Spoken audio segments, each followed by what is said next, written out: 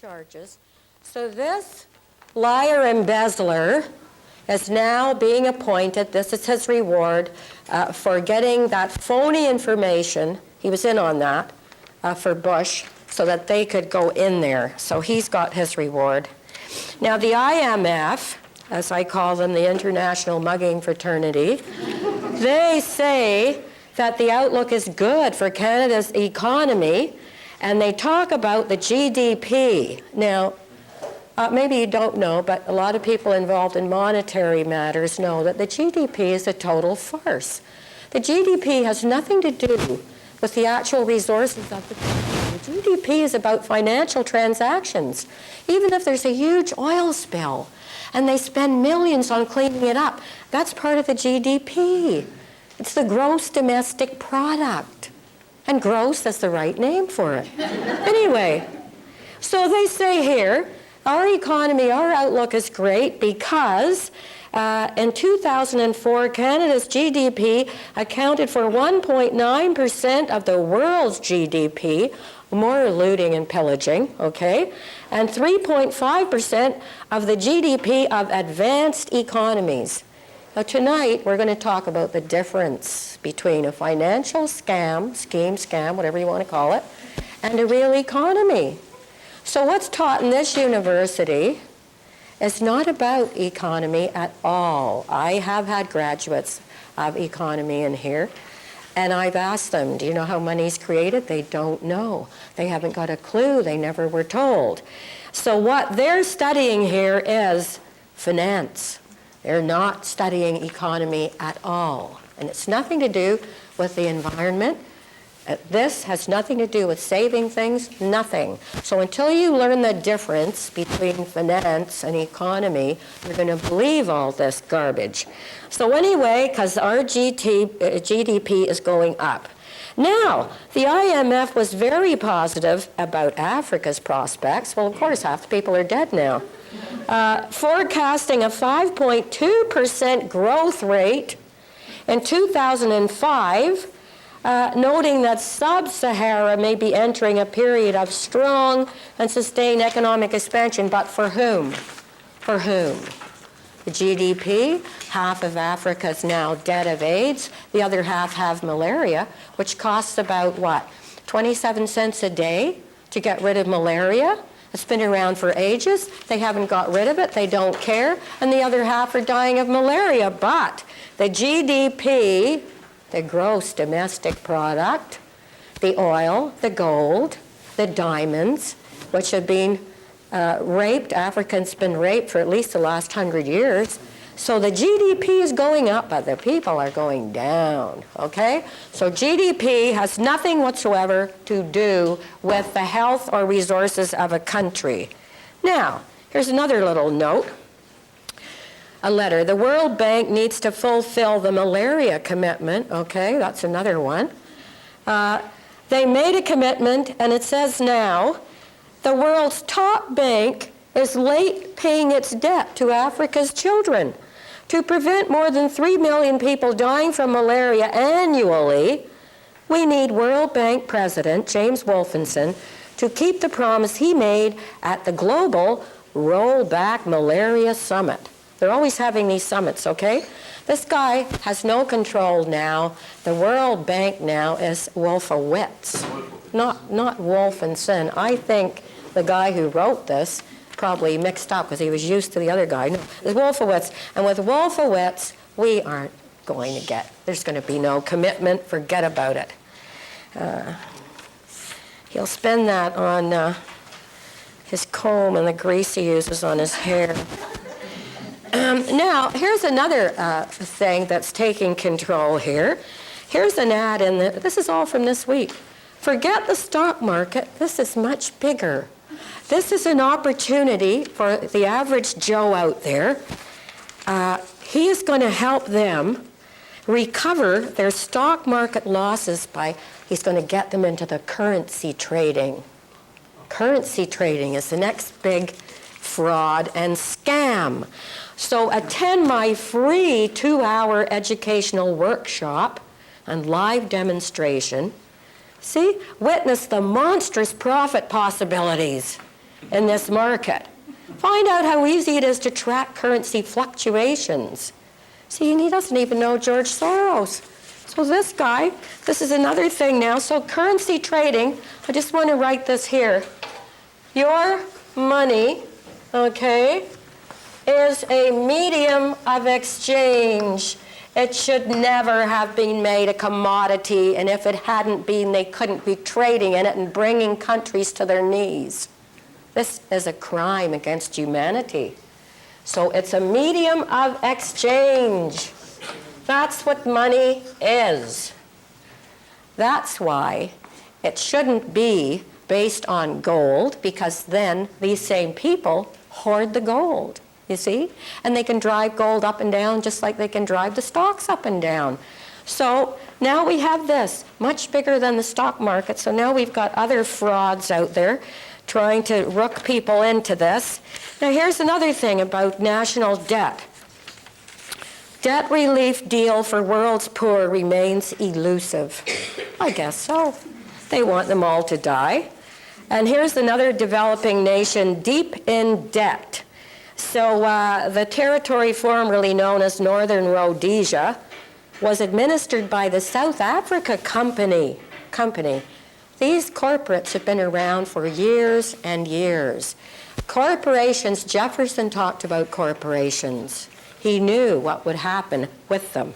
Anyway, life expectancy there is 35 years. It's now Zambia, okay? And then it was administered by the UK. So they lived to be 35 years. The debt reduction, the IMF, approved a $3.9 billion debt relief plan, but it only reduces it. So it doesn't matter. When they talk debt relief and they talk about reducing it, as they're reducing it, it's still compounding. The interest is still compounding. So they're reducing to get it in the news, but at the same time, it'll never get rid of the debt. It's still compounding. They're not going to say, look, we're going to stop.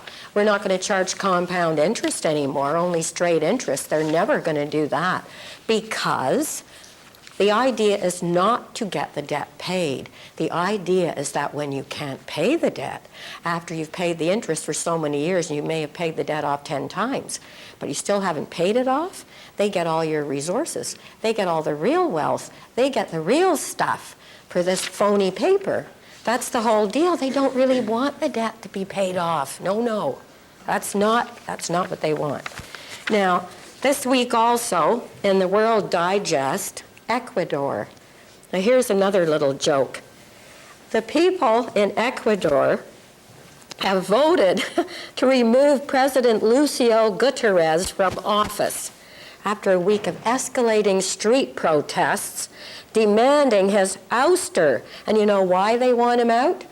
They voted him in, okay? He was elected, campaigning on an anti-corruption platform. But his left-leaning constituency soon fell apart after he instituted austerity measures, including cutting subsidies on food and cooking fuel to satisfy lenders like the IMF. You got that? This is global now. This scam, this financial scam, is global. So this course that I do for the 10 weeks, first of all, I go into all the effects, but after we talk about the effects for a certain bit, we have to talk about the cause. We have to go to the cause, which is something you will never read, you will never hear in school, and all monetary history, or history having to do with battles between the people and the banks, are not in your history books, and they never will be, and they're not even in this school. And I'm a graduate here, and I can tell you they are not. So here's the double whammy now with all these Latin countries. This is what they do, and this is what's happening in Iraq. On top of giving the loan, okay, one of the conditions of the loan, let's say a $1 billion loan to a country like Indonesia or Ecuador, and this country then has to give back 90% of the loan that they get, has to be paid back to a U.S. company or U.S. companies like Halliburton or Bechtel. So they get the loan from the bank at high interest, but one of the conditions is you have Bechtel come in and do your developing. You have Halliburton come in. And that money that that country is paying through the nose for, 90% of it has to go right back into the hands, not of their own country's corporations, of U.S. corporations. That's the double whammy.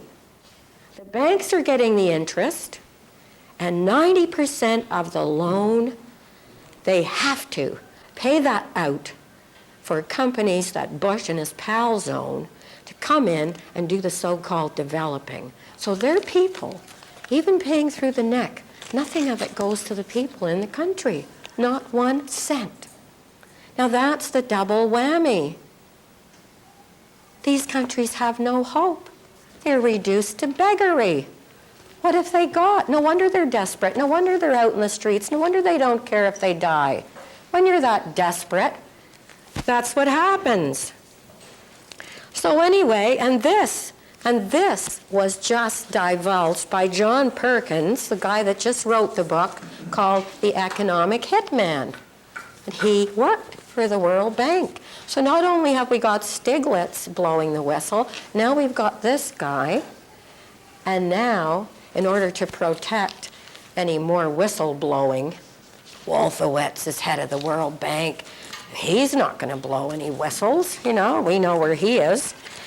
So that's it. Now, some good news here having to do with the illegal creation of money.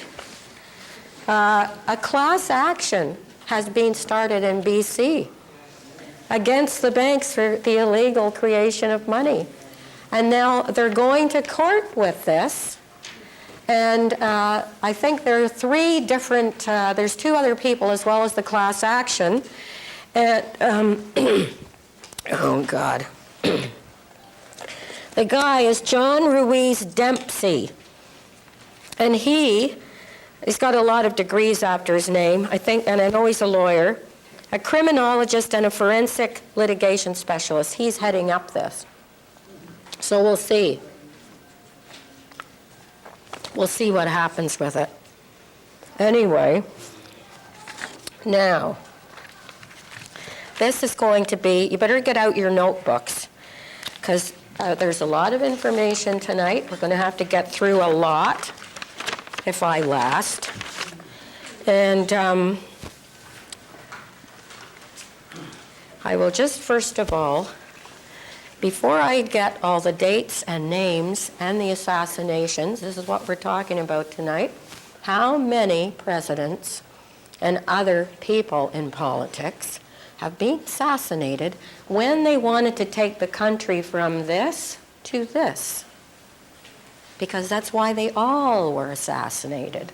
So we're going to go right from Julius Caesar right up to Kennedy. And these things you got tonight, there are 3. Okay, they're not in the right order. However, this one with Kennedy on it is the first sheet. This one that says presidential documents is sheet number 2, okay, that goes with the Kennedy one. And this one is very important, that was sent to me by the head of a monetary group in Utah with a complete file that was sent to me overnight, with a complete file on the suit against the Fed in 1969 where they tried to get the Fed audited. Now, this comes out of these papers. So these 3, this is number 3, and this is from the Treasury Department. That's 2, and then this Kennedy thing is 1, because he was also involved in the same thing Lincoln was, and I'll explain it to you later. But for now, this is what most countries in the world have now. What happens is, instead of producing their own money, which they can do. Now I'm going to quote probably the greatest economics professor in Canada, John Hodson, he's now passed away, but he was head of our group, the Committee on Monetary and Economic Reform, had to go in for an operation in his 50s. They said the anesthetic failed. He never came out of it. But he said this, and it's absolutely true, and so did Irving Fisher years ago at Yale. Any country that can produce bonds can issue its own money interest-free. The bonds and the money are backed by the same thing. But what we have now is the government, these are the resources here, which real money should be based on resources. That's the economy. What the government does is they go to a private corporation like the Federal Reserve, and now even in Canada they're going to private banks. They go to these banks and give them the bonds. The bonds are given to private banks, and the private banks then issue money, give it back to the government pays its debts. But these bonds that are given to the Fed and other private banks, they take those bonds and they lend them out as well at interest. And when the government gets the 1 billion, however many, we'll do it on 1 billion, when the government gets the 1 billion they give them in money and credit, the government absolutely has to pay interest. Has to pay interest on that money, which has just been issued. That's all they've done is put it on paper. On paper. There is nothing there but paper, and the government, our silly government too now, pays interest to these private banks when we could be issuing our own money, as we did for years, through the Bank of Canada for 41 years. We only could issue 50% of it, but at least we had 50%. So finance is when, we'll just put it in one sentence, finance is when government goes to private banks. I don't care whether it's the Fed or whatever private bank it is. Private banks for issuing money, for the issuance of money and credit. Okay? That is what we have today all over the world. That's why we have such high taxes. That's why they're telling us we can't afford our hydro, our health, housing, whatever. Can't afford it. Why? Because here's the fact. 45 billion every year comes out of our tax payments to pay nothing but interest to these guys. That's where it goes. It doesn't have to go there. Totally unnecessary. The Bank of Canada can issue its own money and credit based on the trillions upon trillions of resources we have in this country. And that's what it should be. But it isn't. So what we have all over the world now is nothing but a finance scheme. And that's why we have the pyramid with all the people at the top, just at the top, collecting everything, living high off the hog. Now they've developed from the Fed, the IMF, the World Bank. They're all offshoots of the original Fed, of the original Bank of England that was set up in 1694 after they beheaded Charles I. So it's all to do with assassinations. That's how they problem solve. So economy means, as the Americans said in the beginning, and the American Revolution was the only one against the banks. They wanted to do away with the Bank of England, get away from it. We want to issue our own money, that we don't have to pay interest to some banker just for putting it through a printing machine. So economy would be your resources and the money. As the people are building bridges, schools, whatever it is they're building, the money comes straight out from the government to the people that are doing the building of the country. That's how money gets out there. And of course, it would not be inflationary. This is another big scam, they tell you. Oh, if the Bank of Canada creates the money, it would be inflationary. No, it wouldn't. No, it would not. When Jack Layton says, he's a beginner at this, but at least he catches on. He said, if we get in, all those loans to our government that are out there in private banks right now that are costing us this $45 billion. He said, we are gradually going to bring them back into our bank where we pay no interest. Simple. That's what the NDP said years and years ago. It hasn't happened yet, and I say the blood will run in the streets before they allow it, but that's what a real economy should be, and that's what America wanted in the beginning. So you have your resources, the money goes out to the people with no interest on it, so taxes are minimum. The taxes are actually going to what you need in the country, not to a set of private money masters, which is the name of a very popular tape, by the way. And I'll tell you later how you can get that. So this is an economy, and seeing that your resources are the basis of your dollars and your bonds, what are you going to do? You won't have to worry about creating jobs because you will have to keep replenishing those resources. When trees are cut down, they will have to be replanted. When water is made polluted, it'll have to be cleaned up. The resources, the environment will have to be kept clean. And do you imagine all the millions of jobs that could be taken up doing that? And people who cannot work, of course, will have some kind of income.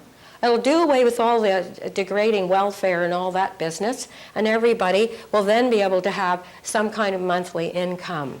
People who are unable to do that kind of official work. But who, I mean, there's so many volunteers now.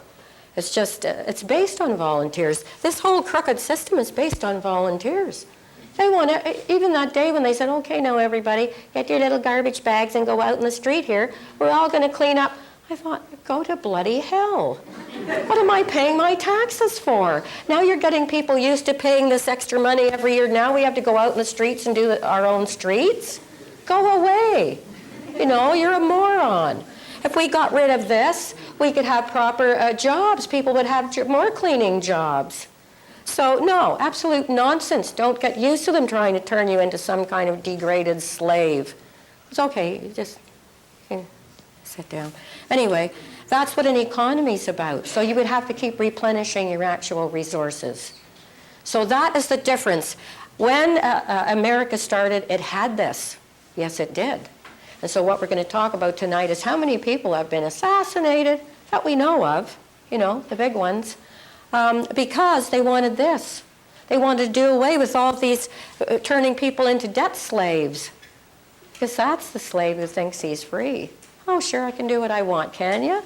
When the guy or the bank comes along to you and says, hey, what do you mean you're going away on a trip? Have you made your mortgage payment yet? Have you made your loan payment? What about your credit cards? What about, you know? No, we're debt slaves. You're owned, and debt is the biggest killer. It's bigger than any war. Look at all these countries now. They're so in debt they can't even grow the crops they need. They've got to grow something the IMF can make money on. No, you can't grow corn anymore. You got to grow this. We want this because this is for export, and then you pay us the interest with that stuff you're growing. So the people are starving. Well, they're growing crops for the IMF, the bastards. I hate them all. Anyway, you have to, if you don't feel passionately about what you're teaching, you're not going to be a good teacher. I'm sorry. But that's what should be happening. Now, to get to the crux of it, there's a system that the world is based on now called the fractional reserve system, okay? The fractional reserve. This is part of the fraud, and I want to explain to you how we got it, how it actually came about. And it means exactly what it says. We only have a fraction in reserve of what we lend. That's exactly what it means, okay? But because it sounds a little official, economics, if you say to someone, oh, economics, their eyes glaze over, economics, oh, it's very exciting, but they don't want you to know that. All these assassinations and killings, they've all been taken out of history. They give you another cause, or they don't mention the cause, you know, like the American Revolution was over a tea tax. What garbage? No, it wasn't. Franklin said at the time, we don't care about the tea tax. But they took away our money on us. They wouldn't let us use our own colonial money. We don't care about the tax on tea, but you'll never see that in a history book. Never. It's always the Boston Tea Party. That, like, as if they cared about tea, the early pioneer. To hell he cared about tea. That's not what he wanted when he came home out of the field. What rubbish. Anyway, fractional reserve system. So this is how it happened. And I'm going to tell you the story of the Goldsmith. Now, this system goes back to Babylon, okay, but we're not going to start there. We'll start in sort of around the 1100s, whatever. There were goldsmiths all over Europe. Now, we'll just take one guy, because we'll take it back to units. I want you to get this concept. And when you understand the concept, you're going to be very angry, because you'll know how badly you've been ripped off all these years. So the goldsmith was the only guy in town who had a safe. And he worked on gold ornaments, he made coins, he commemorated, did things, special jewelry for people. So he needed a safe to put the gold in at night. So the people in the village, town, come to him, the people with the gold, the rulers, and they say, look, we don't know what we're going to do. The poor are lusting for stuff like food, and they're robbing us. And we need to know that we can have a safe place for our gold. So can we use your vault, and we'll pay you? And he said, okay, fine. So they brought in all their little bags of gold coins, and he put them in his safe. And he went along, if they had to pay a debt or they wanted to buy a new carriage or something, they went to the goldsmith, and they took some of their coins out, and he'd write them. Every time they made a transaction, he made money, transaction fee. So he would take out the 3-4 coins, and he'd write them out a receipt. This is the amount you now have in my safe, and off they went. This went on for quite a while. Then the people had to make such a trip to the goldsmith. It wasn't like today. It might be a couple hours to get to him. So they decided they didn't want to go anymore. So when they owed somebody some money, they'd write out a receipt. Say somebody gave them a new carriage, they'd write out a receipt and say, okay, I have 100 coins in there. Here's 50. I've signed my name. I owe you the coins. You go get them. So that was okay. So the creditor went and got the coins and was paid for his carriage. Now, after a while, the creditors got tired of going to the goldsmith as well. And as everybody in the town knew exactly what coins they had in the safe, I mean, they all kept their own records, they all knew what was in there, so they just started passing their receipts back and forth, okay? And this went on for some time. Now, at this point, the goldsmith was a banker. He was doing all these transactions. He was safe, making the money safe. And every time they took something out, put something in, he got a fee. He was doing quite well. Everybody was happy. And he had earned their trust over some years. So then, the next thing that happened is, he's lying in bed one night, and all of a sudden he's struck like lightning with this brilliant idea that's got him so, he couldn't sleep all night. The wife's already asleep, but he's saying to her, do you realize that in 6 months, I've only had one customer come in and remove his actual coins? 6 months and only one person. The wife's asleep, she doesn't care. Anyway, the next morning he's still awake, goes downstairs, maybe has a stiff drink, goes up to his desk, and he writes out his own receipts, okay? He writes them out with his name on them, about 10 maybe gives one of the kids one and the wife. And he goes into town, and he very sort of little by little starts buying things with his receipts. And of course, since everybody assumes that everyone who's passing receipts has got coins in there, they assume that he has. But no. The big difference is, here we go, the big difference is, he has not put one coin of his own in that safe. But he's got his receipts out there, and they're being passed like all the other receipts. So everybody assumes every receipt's got gold backing it. So they're passing like everyone else's. So now, this is what has happened. He has gone, he was a banker, he was strictly making their transactions, he was a banker, and now he has gone from being a banker to, what is he doing? When he has nothing to back it, he is creating money. This guy has gone from being a banker to creating money. On that morning, when he decided to put his receipts out there with everyone else's, without backing them, without putting any of his gold in the safe, he was creating money. When you create money, and people think you're a banker, and you're creating money, you are robbing the people, you are diluting the money that's out there, because each time you put out your own money, there's less and less backing for all that money in the safe. He was doing that. He was removing the actual backing reserves, we would call them now, backing those receipts. And he did this more and more. So he was, when he did that, he was creating money. And that money went out there, and little by little, he got a bigger house, he got a better carriage, he got maids, he became the pillar of the community.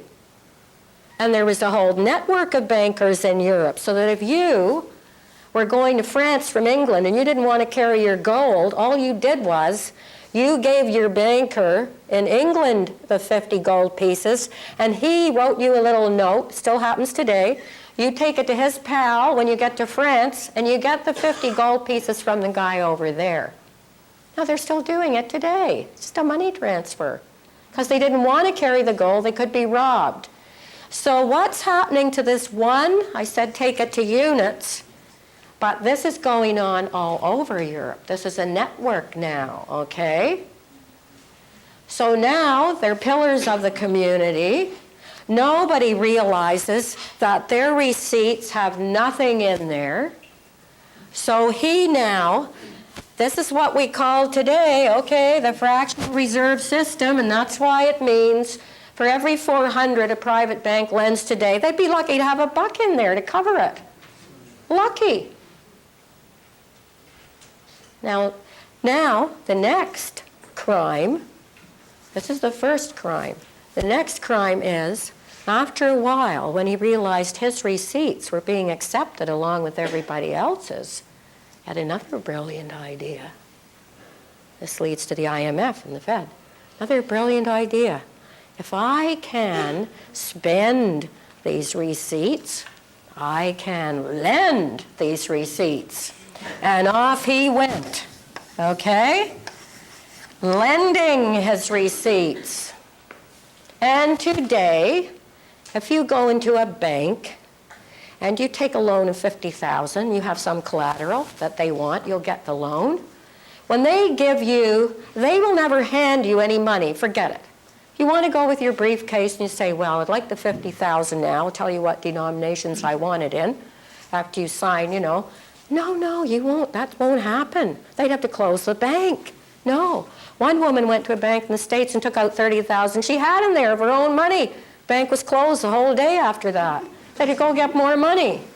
So they started lending this stuff, okay? And that's still going on today. So that is the fractional reserve. So when you go in the bank, they will put it in the computer like they used to in your little bank book, 50,000. You can write checks on that, okay? Say it's for a home. You can write checks for whatever you want, but you have to start paying the interest on that 50,000, which does not exist, all right? It doesn't exist. Now, they do, if you put a GIC in, and you have to leave it in there for a year, you will get your little bit of interest. If it's 100,000, you'll get 4,000 after they've used it for a whole year.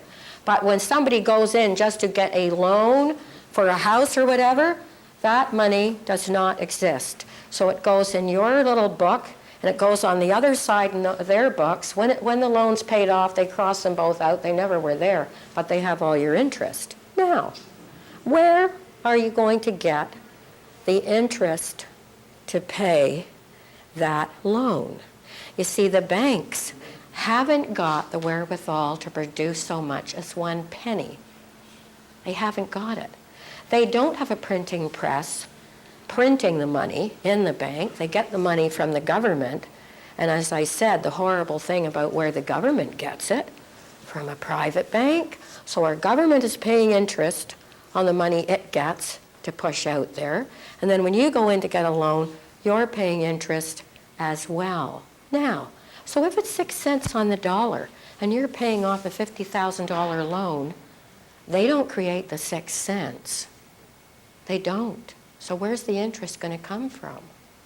That interest is going to come from the same money. Okay, we go back here. That interest has to come from the same money now when the government goes to the private banks and says, please, cap in hand, please give us some credit, issue money for us. What fools and criminals. So that money, the 6 cents you're paying out of your wages and whatever to them, that's still coming from these. How the hell is anyone ever going to get ahead? They can't. The few little corpos that believe in all this, yeah, they might have a car, a nice home, blah, blah, who cares? The point is most of the world is in that huge pyramid at the bottom, and they're caught on both ends. So these banks, these private banks now all over the world, they're the ones creating the money. But when they create the money for government, the government has to pay interest on the money to the private banker. So that's why it's called debt money. Debt money. Whereas the first Americans wanted to do away with that from the Bank of England and have money issued without debt already on it. And it's another crime, because when you issue money and it's done nothing, it's first come out, it's newborn, it hasn't performed, interest should not be put on money that has never performed. That's another crime. So the biggest crime against humanity is that everybody is now in debt. Countries are in debt, governments are in debt, individuals are in debt. The debt is bigger than what the planet actually produces now. There is no way that countries or individuals are ever going to pay off their debt. So the biggest crime that instigates wars, that instigates all other forms of depopulation come from the biggest one and the first one, that one of debt. So when people talk to you, like Maudie, I explained it to her, she said, oh, I finally understand.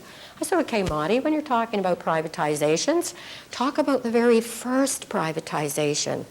The very first privatization was the privatization of our money supply. The privatization of our money supply, which should come from government and go out in proportion to what is produced and what the people need. So when they talk about privatizing hydro health, they can do that because of the first one. If they couldn't have privatized this, for instance, the Bank of Canada paid off the debt after the war. The Bank of Canada was still producing 50%, not the whole 100%, 50% of new money had no interest on it. So when it was going out there, we used that, we paid our debts, we had housing, we had all kinds of things. We built the healthcare system on that. The very fact that we have to do this every year to a small group of people, it's horrible. Why should we have to do that? It's totally unnecessary. Oh, and then they're giving $9 billion to healthcare. Look at this. How much housing and healthcare could we do with that? What's $9 billion? It's a drop in the bucket. Get us out from under these private bankers. Why are you going to them for loans when our country, this huge country with only 30 million people, why in God's name should we have a debt at all? Why? Any kind of debt? No. We have intelligent people here, educated people. We have all the resources to build and build. Now see, when Douglas was in India, you don't know about Douglas, but you will if you hang in there for the rest of the course. When Douglas went to India, he was working for the Crown in the early 1910s, 20s, and he did these huge projects for the Crown. Now, he was an engineer. That's why he understood the problem of issuing money. Economics is engineering. Yes, it is. And economics can be built around any philosophy, fascism, communism, you name it. It's a soft science. It's engineering. That's why he understood what should be done. So when he went to India, and they had to build this huge bridge. He saw all the materials were there, all the people were over there, and they said, well, sorry, we can't build it. He said, why? We have no money. You see, saying you haven't got the money to build anything, it's like saying you can't build roads because there aren't enough kilometers. Money is numbers, that's all it is. Money is represented on paper by numbers so that everyone can exchange, and everyone working out there in the country can get their share, and things get done. Things get done, and people get their share in their country's resources. That's what money's about.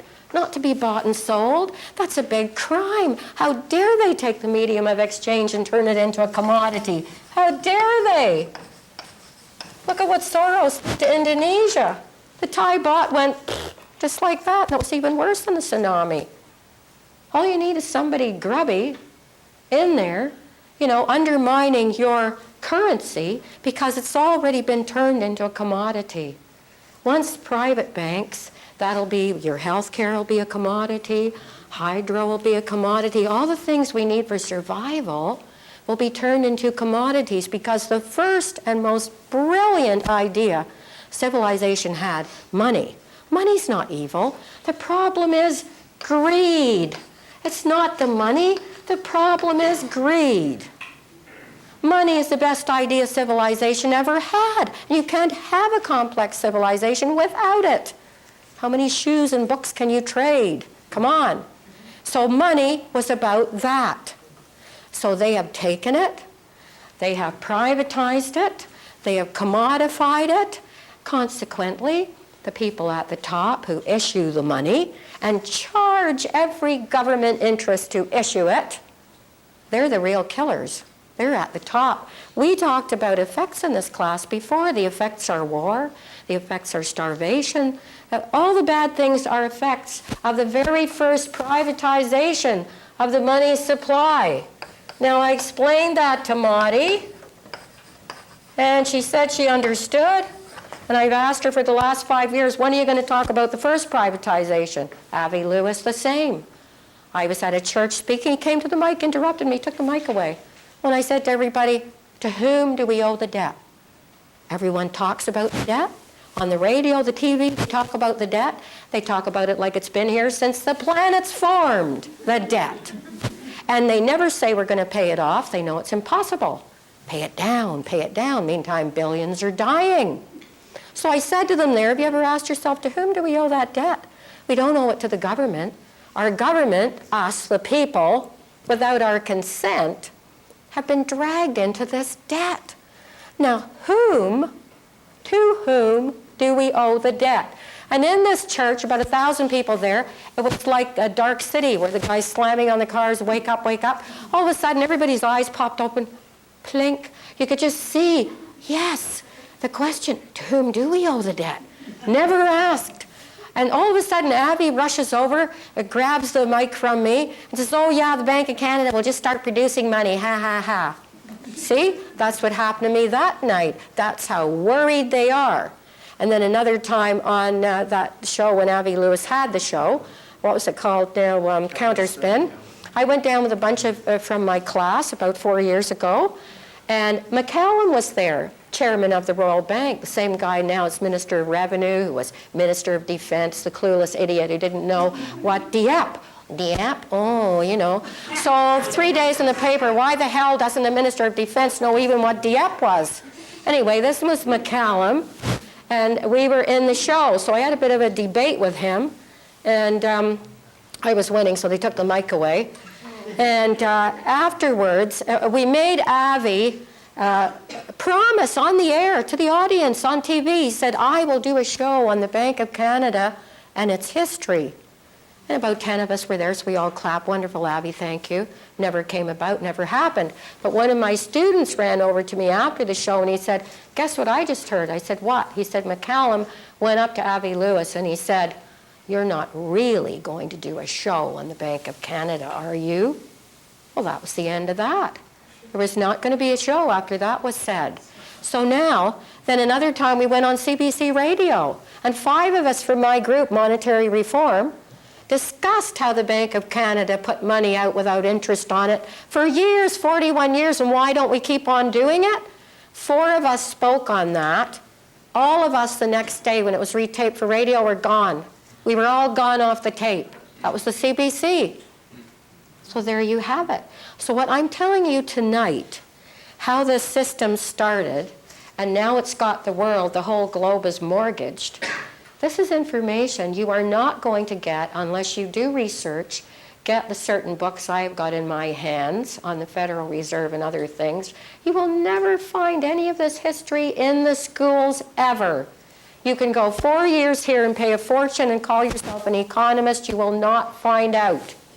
You will go along with this and you will spout the same garbage about, oh, we can't have the bank do that or we'll have inflation. No. Money, whoever creates the money, they must create it in proportion, direct proportion to the production and the consumption. So it has nothing to do with whether the money is created by a private person or a government bank. It always has to be in the right proportion. Let me describe something to you for people who get this inflation crap argument. Say that I give $100 between 2 people. I give 50 to each of them. And they go and put it away in their lock boxes or whatever. Down the road, one guy comes to me and says, you know what? I only have $20 left in my box of the 50. 30 of it's gone to Mr. Private Bank over here. So I go to the other guy and I say, now wait a minute. You have been taking money from the government bank, this man, and putting it into your own lockbox, so that money has to be returned. Now, when that private person returns the $30 to the government lockbox, is there more money there? No, there is not. It's an absolute crock. It's being merely transferred back to government, which is what Jack Layton says about our debt that's out there now with like tons of interest on it that we're paying every year. He said if we get in, see, but he will never get in because he said that, and lately he hasn't said a word about it. It's too dangerous. Even saying, look, we're going to call those loans, we're going to one by one pay them off and bring them back to our own Bank of Canada. That's what we're going to do. No more dealing with the private loans. How far do you think he's going to get with that? I talk to him about it. We agree about it. When he sees me, we discuss it all the time. But I know he has been warned. I have not heard him, in a few months now, discussing that. But so that's where we are.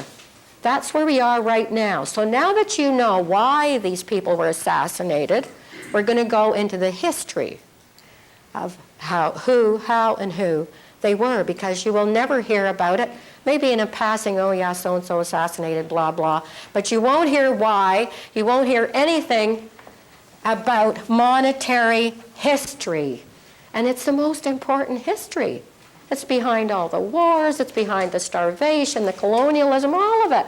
So we're going to go into that actual history now. So get out your notebooks because we have got a lot of information to get down. The person, the dates, blah, blah, because you won't get it anywhere else. So, oh, maybe I should just roll the board down. Sorry. I keep forgetting there's another board up there.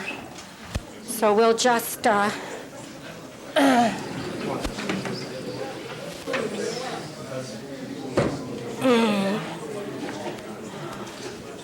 I'll start on that end and we'll work our way over.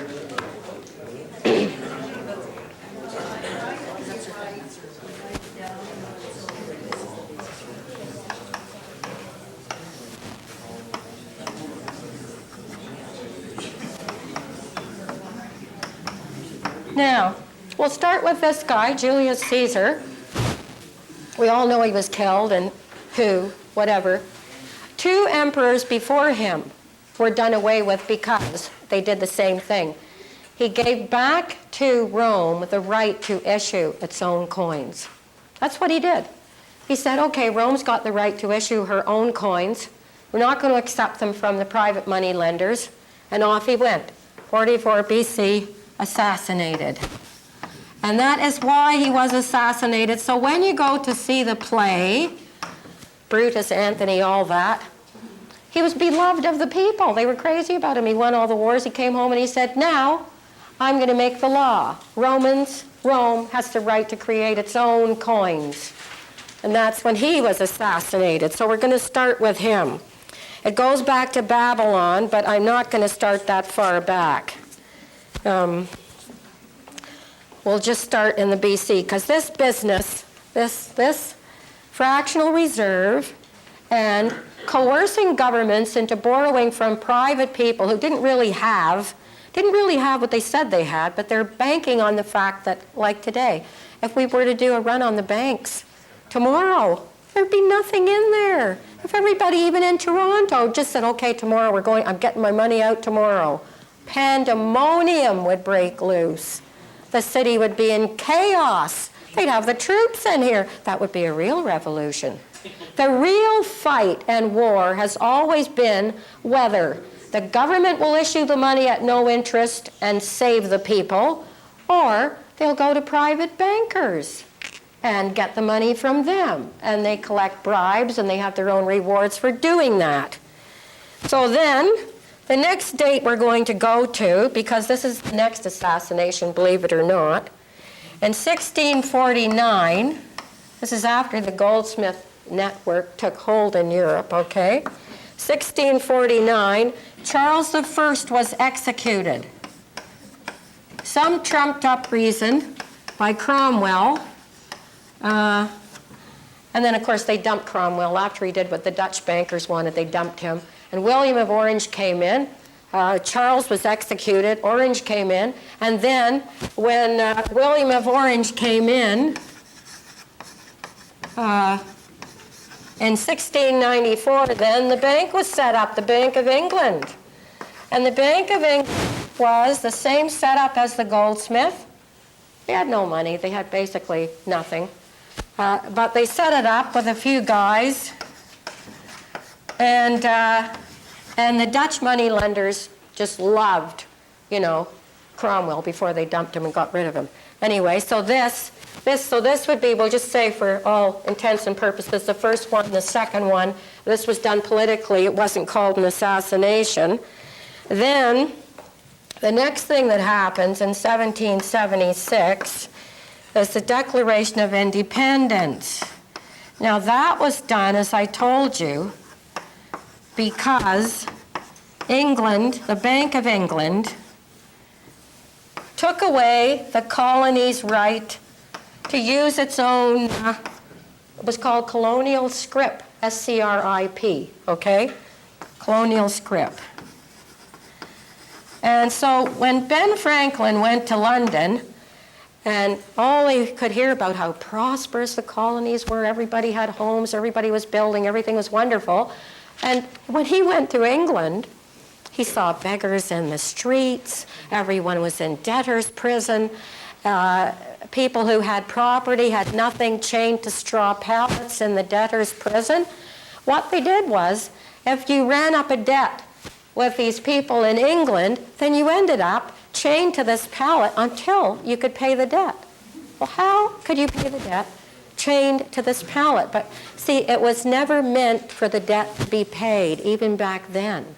The whole deal was, they owe me, I put them in debtor's prison, and then when I know they can't pay or they die, usually, I get their land.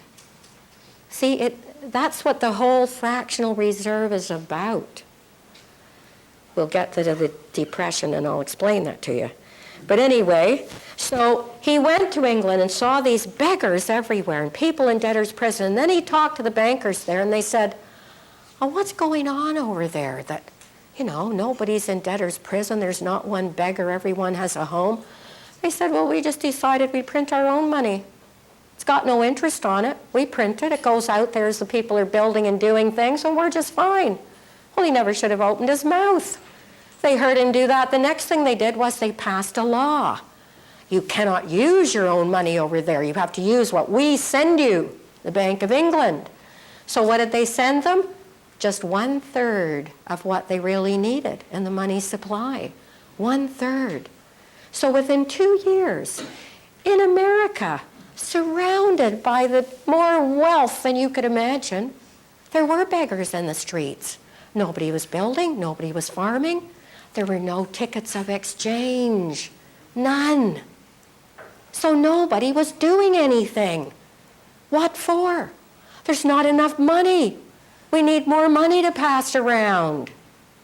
So that's what happened in the colonies. They got fed up with that law. People were dying in streets. Nothing was getting done. And all this wealth was there. Sort of like now with the health care. Sort of like now with the housing. We have lots of people who would love to be building housing. We have lots of people who would love to be studying to do more hospital and health work. Let me just digress for a minute to show you the principle behind this. Say that I have a theater, and that theater holds 500. It has 500 seats, okay? The theater is the country, the economy. And I put on a show for that theater, and I sell tickets. And everybody comes with the tickets to get into the seats in the theater. And I sell about 300 tickets. All of a sudden, the tickets run out. I say, sorry, no more tickets. The other 200 people will have to go home. They look in the door, they say, but there's 200 seats in there. 200 more seats. We could be in those seats. No, only have 300 tickets. That is the insanity of the economic so-called system we have now in countries.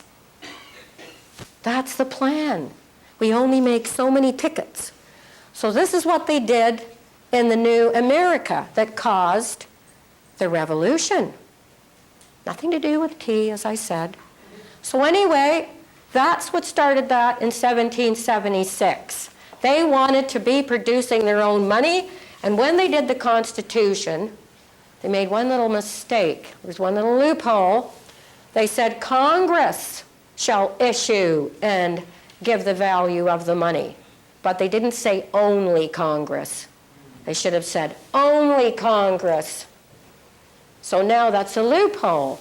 So now that's what they used to break into that Constitution.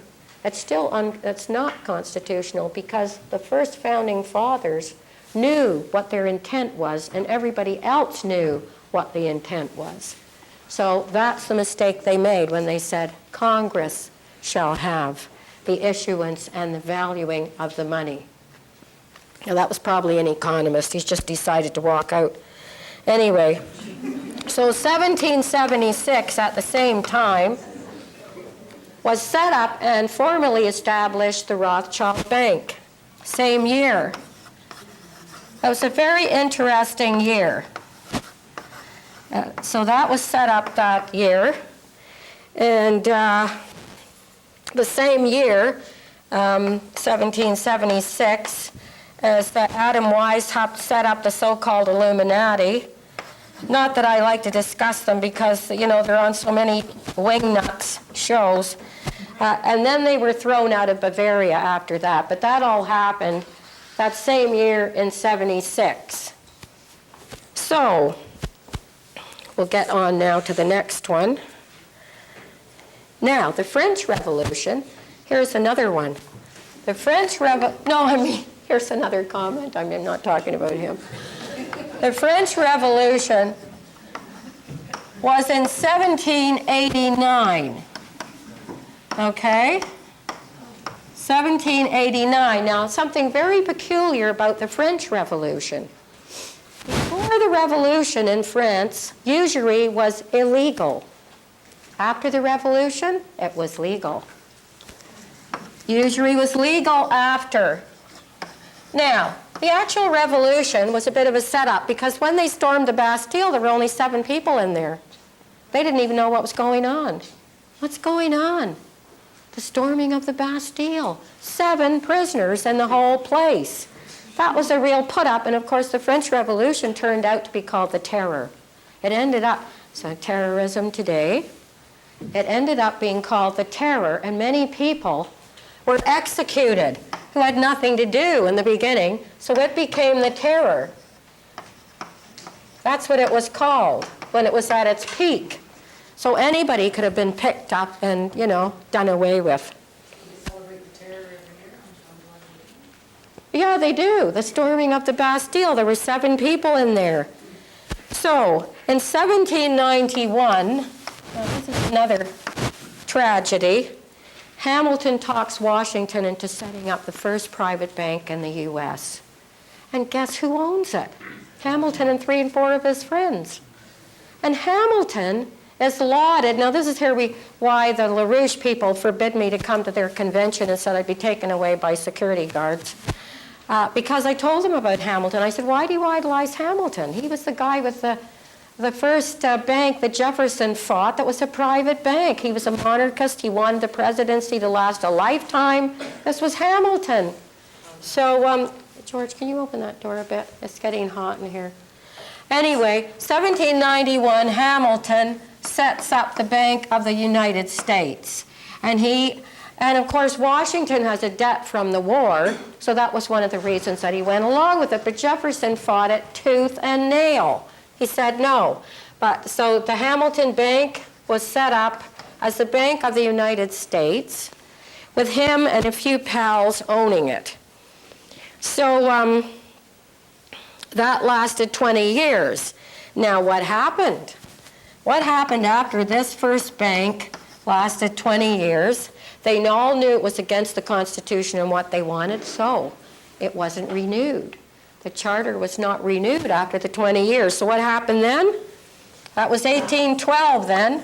When it wasn't renewed, Rothschild came right out and said it. He said, you either take my bank over there again and renew it, or you're going to have a war and a depression. He said that, and that's exactly what he did. So you got the War of 1812, which was, see, now you're seeing the whole thing was between the banks and the people, the banks and the people. Who's going to issue the money? The banks and make money on you and me for just producing paper, or the government? So that was the fight all the way. So the Rothschild, you might say that was their war of 1812, and that was like a draw. That came to a draw. Because the Rothschilds were so busy stopping Napoleon, so they couldn't do two things back then. They can now, but not then. So this war was a draw because they were too busy getting rid of Napoleon.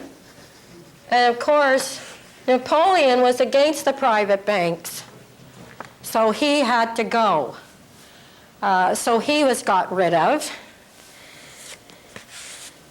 Now, in 1815, it was 1815 when they got rid of Napoleon, and that was the year that Rothschild took over England, basically. He had, they had the first espionage thing sort of set up where he could find out news from the war with Napoleon right away, nobody else did. So he was at the stock exchange and he got the news from their guy who said, okay, Napoleon's losing. But he acted as if the English, their man, was losing, Wellington. He acted like Wellington was losing. And what he did was he started selling British consols, which were British bonds, okay? British bonds were Britain. He started dumping them. He didn't say anything. He just put a worried look on his face and he started dumping them from his pillar in the stock exchange. Everybody watched him because by then he was he was the big cheese there. They thought, oh my God, we've lost. Look, he's dumping British consols. Everybody else started dumping them, following his lead. And when those British bonds were down to practically nil, he had his agents buy them all up. By the time they found out that Napoleon had lost, Rothschild actually owned most of England from that little thing in the stock exchange, that little trick. So you see that, how this happens. So what we're doing here, why I'm giving you these dates and explaining this, is because none of these will ever enter any of the history from these years. Once you involve this with your history, you understand what is going on behind the scenes, who is funding the wars, who's setting up this and that, who is telling governments what to do. Like today, our governments are merely they're branches of the banking cartel. That's all they are. They pretend they're not, but they are. So then, 1815, so Rothschild then owned what they call the City of London. That's what the Fed Reserve comes from, the City of London. So basically, he owns England. He's got most of the bonds. There you are. Now, back in the United States, remember, we've had the Revolution, and they've had the War of 1812. Now, back in the States in 1819, President Crawford issues treasury bills at no interest. No interest, okay? So Crawford is getting back, they're getting back into bills at no interest. So the Treasury issues bills at no interest. So now they're through with Napoleon. They keep their eyes back on America. Okay, we've got rid of him, and I'm controlling England. Now what's going to happen next? So then, Crawford is issuing that. Now here comes the big, this is the guy that on his tombstone today it says, "I killed the banks." Andrew Jackson is elected in 1829.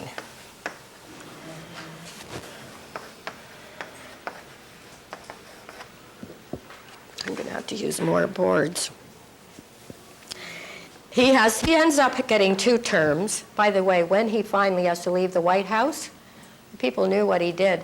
There were throngs outside, black and white, sobbing their eyes out. They didn't want him to go. Why? Not because he was so gorgeous looking. He wasn't. He actually gave the people back their money, and they loved him for it. And that's what it said on his tombstone. He was quite honest with them. He said, "This is what I'm going to do." Now, his first term, he fired federal office holders because of a $280,000 fraud in the Treasury Department. So as soon as he gets in, they're out. Fraud. He was very tough, Jackson. Anyway, that's what happens his first term. Then, and by the way, I saw a tape with Lyndon LaRouche. I don't even think that's his real name. Sounds like some Hollywood, sounds like a stripper, Linda LaRouche. Anyway, I watched the tape, and on the tape, he says, President Jackson was a piece of filth. Well, that was it for me. I went there for a year to see what they were about, and after I saw that, I said, what the hell is this? And he's saying this to a bunch of university kids in Washington, So I thought, no, I have to tell this guy off. But, how do I get this one down? But if you tell these people off, they're cultists, and you will be threatened, which I was.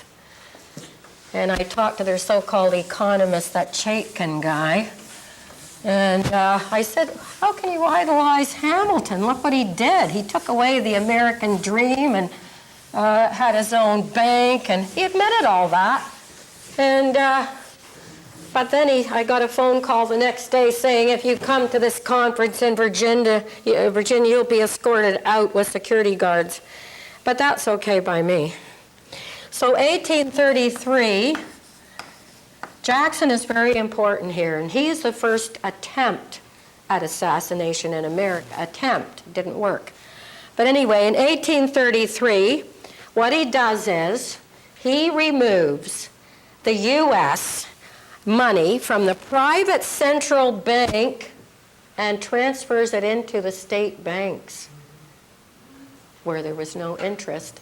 So he moves the U.S. money from the private central bank, okay?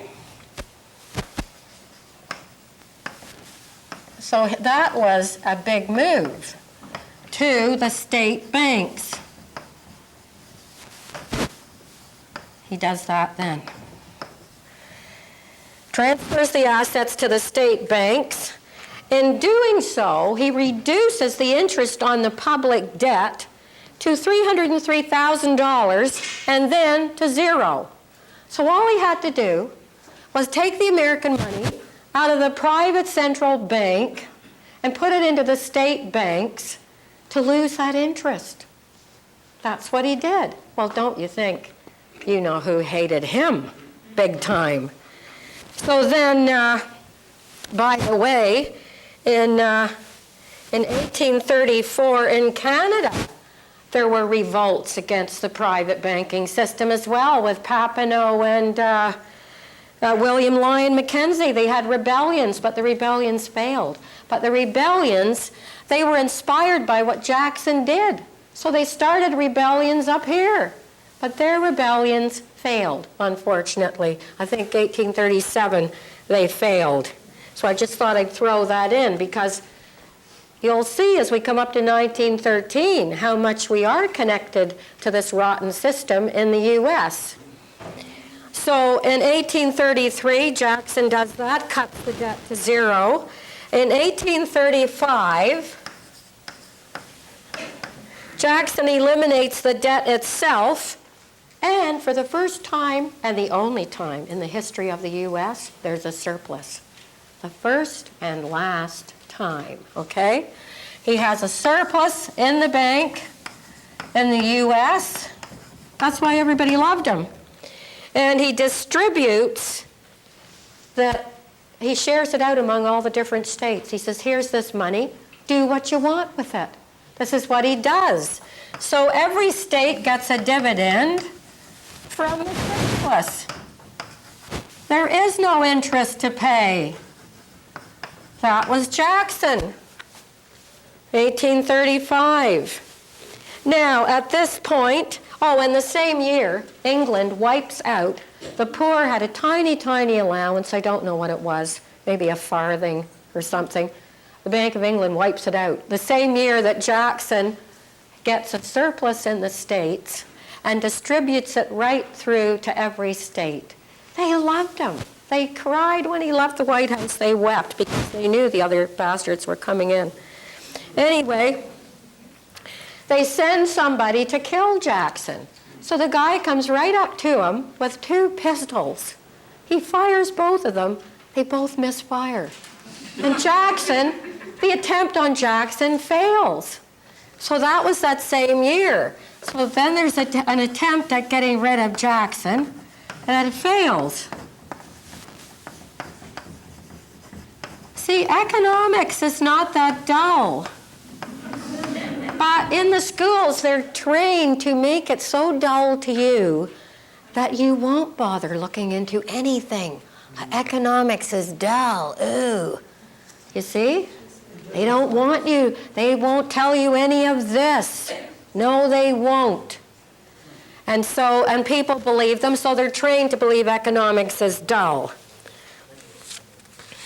Now we have in 1848, we've got good old Karl Marx here. He comes in with his Communist Manifesto, Das Kapital.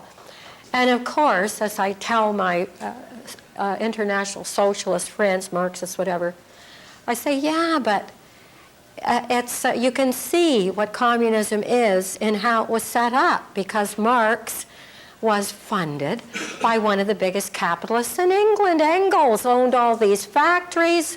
He funded Marx, who had about 9 kids, and several of them died while he was interested in writing his book against capital. He was funded by Engels. So I mean, what does that mean? If you have to be funded by a capitalist to write a book against it, come on. So that's what happened. He wrote Das Kapital and the Communist Manifesto. So that was in 1848. And Karl Marx, of course, he made up that name. His name was Mordecai Levy. And he had about 9 kids, and he was supported by Engels. They were like bookends. They were lifelong friends. Anyway, now back to the United States. I just want you to keep track of these dates, because I'm trying to let you know that it's like out there in space. These things are not happening linear. These things are happening together, okay? Like the Napoleon thing was going on, and then the War of 1812, that was all within that same, these things are all happening at the same time, okay? So that's why I'm saying this is when he comes in, Karl Marx. What about Adam Smith? Well, Adam Smith, The Wealth of Nations. I'm going into Assassinations tonight. Adam Smith is one of the American writers on economics, and we might get to that later on, because believe me, this is just the beginning of what you're going to be getting here. So make the notes tonight so that at least you can go and get books and check on it yourself. At least you've got the year, the notes, whatever, and you might find a few history books that might mention it, but I doubt it. So we're going from 1848 to 1861. Now this is a very important year. Remember what's happening over in the States here. Jackson. And now we're coming up to the period of Lincoln. Okay? In 1861, they still kept on trying. So in 1861, and this is all from history, you can look this up, it's all in there. The Rothschilds financed both the North and the South. The Rothschild in England did the North, the other guy, I think, did the South in France, whatever, for a civil war. They've got to do something, you see, to break that hold. These people are still issuing their own money. So the Rothschilds contribute to the Civil War, both sides. They want that Civil War. And the guy in France contributes to one side, the North, and the other guy finances the South. And when the war was going on, or just starting, what happened was Lincoln was desperate. Now, here we go to the money again. Lincoln was desperate for money for his soldiers. He went to the bankers, and they said, yes, at 27.5%. We'll lend you money for your war. And he said, no, to hell with you. So he went home, and he issued his own greenbacks. He just issued his own money, United States dollars, and he paid his soldiers, and he paid for the war with that. So he issued the greenbacks. Now what year? Oh yes, in 1862 then he issued the greenbacks. Now before he issued them, he also sent a letter to the Tsar in Russia. And when the courier came in, he said, who is it from? And he said, it's from Lincoln. And the Tsar said, whatever he wants, he can have. So in that Civil War, the Russians had ships around America that if it looked like Lincoln was losing, they would come in. So that's what happened there. So he paid for all of this, and he bypassed the banks. Now see, that's another thing they don't like. Issues the greenbacks and pays for the war. And he bypasses the bankers. That was in 1862. And we'll just, and of course, we know what happened after he did that. When the war was over, and Lincoln, oh wait, I want to tell you what he did with the South. Oh yeah. After the war, they expected him to punish everybody in the South, but he didn't. He said, look, I'm having no punishments. The South is invited back into the Union. In other words, he did not punish the South for wanting to secede. He invited them back in. He paid for the war with his own greenbacks, and he said, if I'm elected again, I will continue issuing money for this country at no interest. So, of course, they had to do away with them. And they did. They did away with them. And I will tell you who was in on that. I've got it right here. Who was in on getting rid of Lincoln? I had it right here at some point. Oh, maybe I haven't. Anyway, they proved that the bankers and their agents were in on getting rid of Lincoln. they had that. That was in the history books up to a certain date. They knew who was in on it, and they said that. I can't find it here right now. Was he shot in the theater? Pardon? Was he shot Yes, he was shot in the theater, but he wasn't the only one in on it.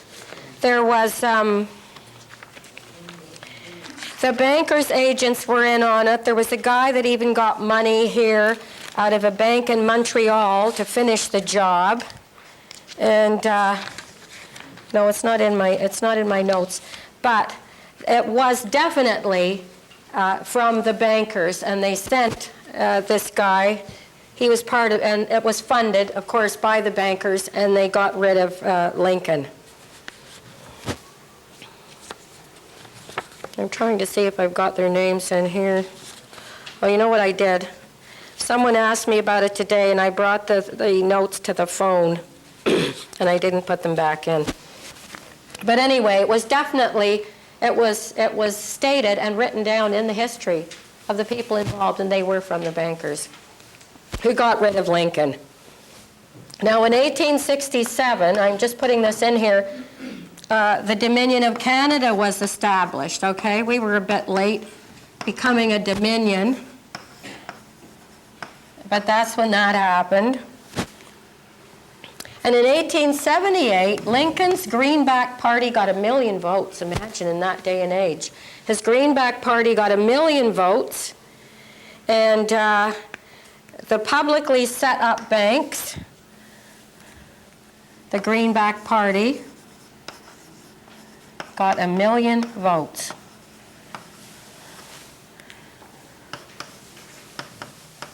That was way back then.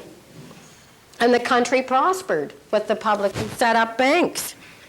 Now, here we get to the next assassination. So we've got Lincoln. Did I put in here Lincoln killed? Okay. Lincoln shot. And that was when the war ended. Though he would have been shot in 1865. That's when the war ended. So in here it would have been. Lincoln was shot in 1865. After it was over. And of course that was the end of slavery, and he didn't punish the South at all. They were invited to come right back into the Union. No problem. Nobody went to jail. No marshal. Nothing. They were all forgiven, come back in. So in 1881 we have James Garfield, who is inaugurated. And in his inauguration address, he says, and I'm going to quote, he's assassinated shortly after, because he declares, the government should coin money and declare its value. Paper notes are not money and should be redeemed in coin on demand. Garfield says that. The paper notes are not money. They have to be redeemed in coin on demand. So they bump him off. He's assassinated.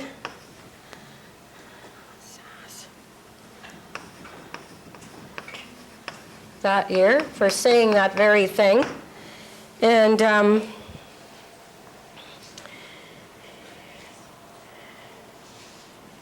so he's gone in 1881. Now in 1901, William McKinley states the same thing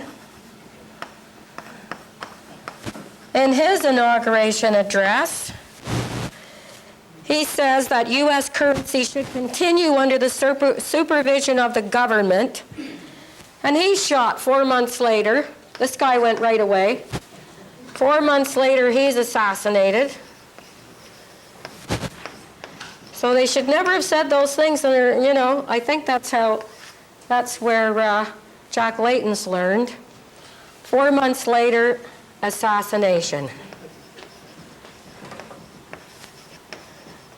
Now, the people who got the last two assassinations, they give a name, but they don't say anything about them. So here we're getting into the realm of, okay, we'll get this sucker here, you know, he'll do it. We're getting into the realm of the patsies. So in 1901, McKinley says exactly what Garfield has said. 4 months later, he's gone. This guy's gone almost within a week. And We're building up to something here. So when these guys are out of the way, the next thing that happens is in 1910, oh, has everybody got this? Okay. In 1910, you see where this is all leading now. 1910 here, Jekyll Island. This year is when the Warburgs and J.P. Morgan and what's his name, Aldrich, who's now, I mean, they're married into the Rockefellers. They all take off with Warburg, of course, the old cartoon in the 40s, way back in the 40s, Daddy Warbucks was supposed to be Warburg. That's who they were laughing about in the comic strips. Daddy Warbucks was Warburg. They knew who set up the Fed. So they all took off for Jekyll Island in 1910 to make their plans. Even when they got on the train, they didn't even use their real names. They got down there, and it took them quite a while to figure out how they were going to get the Federal Reserve into the States. Because the people knew, what I'm telling you tonight, back then, everybody knew. The average person knew what the banks were about. They were on to them. Yeah, they did, Glenn.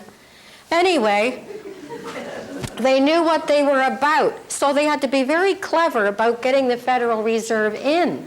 What they did was, in 1913, it took them 3 years to make this plan.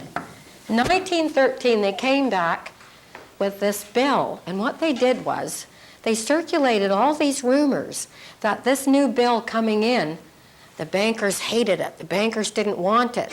They circulated. They even acted like they didn't want it. So everybody thought, oh, well, if the bankers don't like this, then we're going to vote for it. This is exactly what they did. They made out as if that bill, they were dead against it. And it was called the Aldrich Bill, so nobody knew at that point that he was involved with them. So the people that went down there, as I said, there was Paul and Felix Warburg. They came over from Europe to go down there. And Morgan was working for Rothschild at that point. And then Aldrich went with them. Aldrich, and have I got Morgan in there? J.P. Morgan went down there as well. And they were the ones that hatched that plot. And what they did was, they fixed it so Woodrow Wilson would get in, because he was their man. And they knew they could convince him to pass this bill. So they made sure that he got elected by running, Taft was running against Wilson, and they stuck Roosevelt in the middle of it to make a wedge so that Wilson would get in, and Wilson got in. So that's how they did that. Then, in 1913, now this is what they did and how they got it passed. They waited till Christmas, till all the congressmen had gone home for Christmas holidays. There was no one left but a small little group, 3 or 4 people. So they actually said they had enough for a quorum, whatever. They passed it over the Christmas holidays. So when the congressmen came back, they were faced with the fact that this horrible bill, in taking away their control over their money, had been passed during the Christmas holidays by this small group. So they were all appalled, and they all talked against it. And especially Lindbergh, who was the father of the flyer, he even wrote a book about it at the time, and he told everybody what they were up to. That was Lindbergh. Talked against it constantly, but it didn't help. The bill went through, and in 1913, they also put through the Income Tax Act. You see, the bankers love to loan to governments because this guarantees they get all their interest. They'd rather lend to governments than private people and corporations any day. They're guaranteed through taxing the people that they're going to get their interest right down the line, even if people starve. They're guaranteed. So the Income Tax Act was put through the same year as the Federal Reserve. The same year. So the Fed bill passes.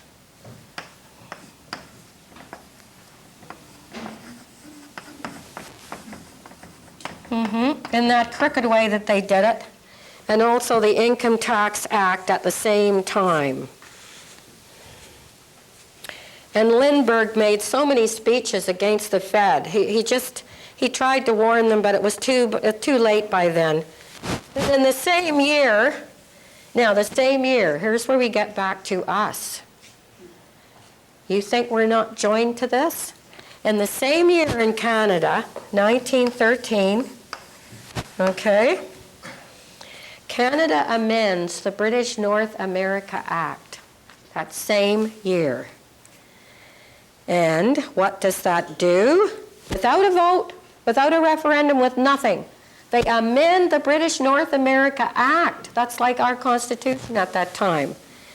And this amendment gave the issuance of our money and credit to private banks. Oh yeah, same thing in Canada. So Canada amends the British North America Act, the BNA Act.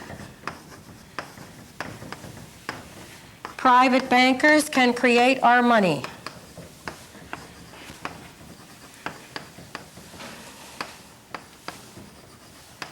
See, it doesn't matter. This is what Lewis Lapham says. He says, the people we elect are just the temporary government. Those people are the permanent government. And Lewis Lapham has said that for years, if you read his stuff. He knows that. So these same people on the other side down there, this is what happens to us in 1913, the same year.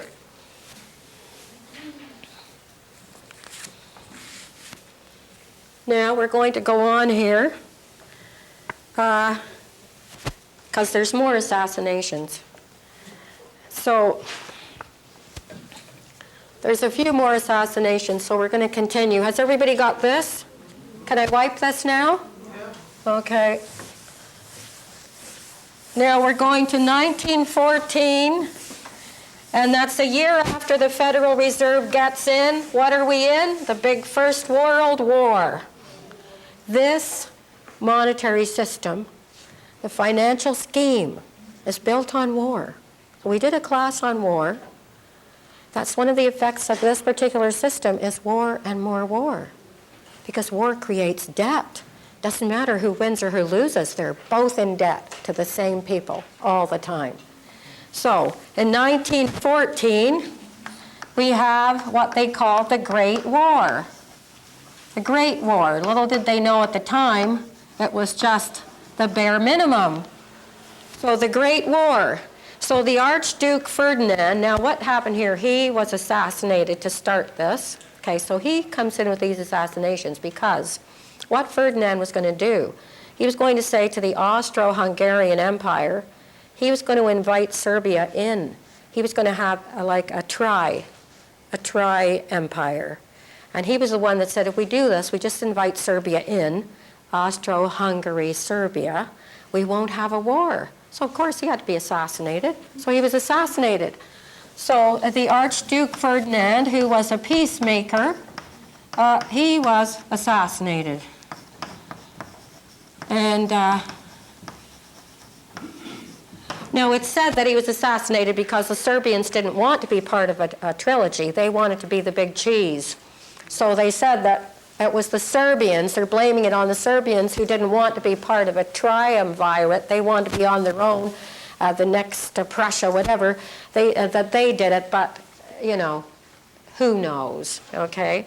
Considering what's happened to us in all these years, who knows if they did it or not. So then in 1915, to get the Americans in, they sink the Lusitania. So the Americans will come in. So that's more than an assassination. All the people were sacrificed, like 9/11, to get America into the war, because there was about 180 American passengers on that ship. Then in 1917, I mean, we're on a roll now. In 1917, the Wall Street funds the Bolshevik Revolution. See, all this is going on. It's all interwoven and interlapping. So Wall Street funds the Bolshevik Revolution. And we have all the evidence for that. And if you've read any books by Anthony Sutton, or you haven't got them, please get them. Anthony Sutton wrote in the 70s, and one book is called Wall Street and the Bolshevik Revolution. The other one's called Wall Street and Hitler, and the Rise of Hitler. So both times they backed them all. So Wall Street funds the Bolshevik Revolution. Now you have to remember that at the time they funded it and sent over Lenin, oh, I've got a picture, by the way, of Jacob Schiff sitting with Lenin behind Lenin's wheelchair. They were pals. They were old pals. Look, it's very small here. You'd have to get up close. But this is Jacob Schiff, and this is Lenin in his end days. And they were the best of pals. And even the grandson of Jacob Schiff said, yeah, we gave him about 20 million. Lenin went across Europe in a private train, all closed in. Trotsky, we wanted to keep him here and throw him in jail, but then Mackenzie King called Rockefeller, whom he adored, and got word from the president, don't keep Trotsky, let him go to Russia. And we knew damn well what he was going to Russia for more bloodshed. 60 million dead in the Bolshevik Revolution. So in 1917, Wall Street funded that, and they got rid of, there was already a democracy set up. The Tsar had already abdicated. There was that Kerensky had an incipient democracy. But Kerensky was young, and he didn't really know that much about politics. And they easily got rid of him. And then Lenin and Trotsky swept right across there, and 60 million dead. And they were funded by Wall Street. That's who funded them. And we have all the evidence. And what I'm telling you here is not something I've sat up nights making up, okay? You can do your research. So then in 1919, this is after the First World War now, 1919, millions more dead, and countries in debt up to their eyeballs. The bankers are living it up. The bankers are living high and wide. Now, the Versailles Treaty in 1919, everybody said, and so did Keynes. Keynes said, this treaty is so unfair. He said, what you're doing here is you're setting up the next war. And he was right. He said, you are degrading and putting in the Germans. They were actually starving in the streets. He said, you have put them in such a debt that you're setting up the next war. Didn't you realize that? He said, so Mussolini and Hitler get together. All this is happening because of the Versailles Treaty. So, This thing that you just mentioned, there's a book called Peace to End All Peace. oh yeah, and that's about the Versailles Treaty, yeah. So this sets up, the bankers set up then the next war. Okay? The next war.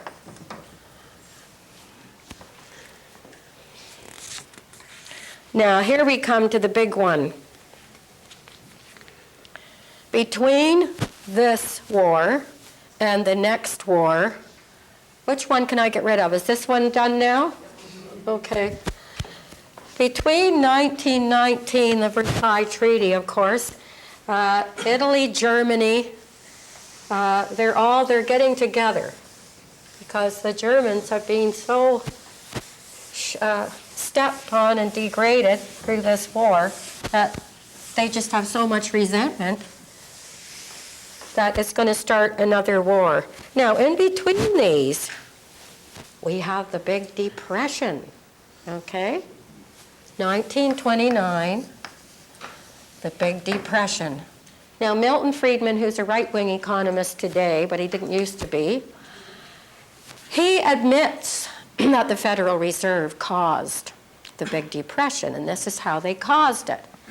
Now, I've explained to you that all the money in the United States, when they got in 1913, all the money that was issued had to have interest paid on it, didn't it? To the Federal Reserve. Yes, it did. It had to have that paid to it. So all the money out there, It was money that was part of a debt. It was loans. Checkbook money, like when you get the loan on your house, you're writing checks on it. It's not really there. So the money supply in 1929 of the U.S., the money supply was loans issued by the Federal Reserve. As they were producing the money for the country, the government had to pay them interest on the money they were issuing. So what was out there was loans. So all they had to do, and this is what they did, when they decided they were going to have this depression, they called in within a few months, and a letter went out to all the banks in the U.S. from the Fed, and it said, you are to call in the loans you have, you are not to renew the loans, and you are not to give any more out. So they issued all that to their district banks, okay? And within 3 to 6 months, the money supply of the U.S. was cut down to about 1/3. There was no money circulating. The money was loans. In fact, if we paid off Canada's debt, if we ever could, if we paid it off today, we'd have no money out there. No money. Just a little bit of change in your pocket. This is why you can't have private banks issuing money. All that money they issue, the government has to pay them interest just for producing the paper that it's on. It's compound interest. The debt in Canada is $600 billion, but only 5% of that is the actual debt. 95% is compound interest of our debt. And the U.S. owes trillions. They owe $7 trillion according to records right now. So when there's talking surplus $9 billion, is that what's left over after you get paid the $45 billion for the year? No. That's just cooking the books. We'll talk about that later, how Martin cooked the books even a few years back. So when they withdrew and wouldn't make any more loans, the money supply was cut by 1/3, so people couldn't do anything. If you were a baker and nobody has any money, you're not going to bake anymore. If you're a farmer, you're only going to do it for yourself. So people, nothing could get done. The medium of exchange was gone. Within a few months, nothing was circulating. Now, money is like the blood of a country. It's like the blood in your body. If the blood in your body was only circulating up here to the head bankers, up here and nowhere else, what would happen to you? Or if the blood in your body was only in your feet to your knees and nowhere else, you'd be dead. Well, that's what happens to the economy. So why did they cut credit? I'm going to tell you. I'm going to tell you. So, then comes the Great Depression. People are jumping out of windows. People are in bread lines. People are starving. And yet, now let me ask you this. This is how phony you know this system is. Let me ask you a question here. The day before the Depression, everybody was doing what they were supposed to be doing, making, producing, whatever. The day after, what happened? Did all the resources disappear? Did the mines, the lakes, the farms, the factories, the people who add the value, did some big ET ship come down and remove them all from the U.S.? Land, take all that away? Did it go up to another planet with all their actual wealth and resources? No. The resources were all there the very next day.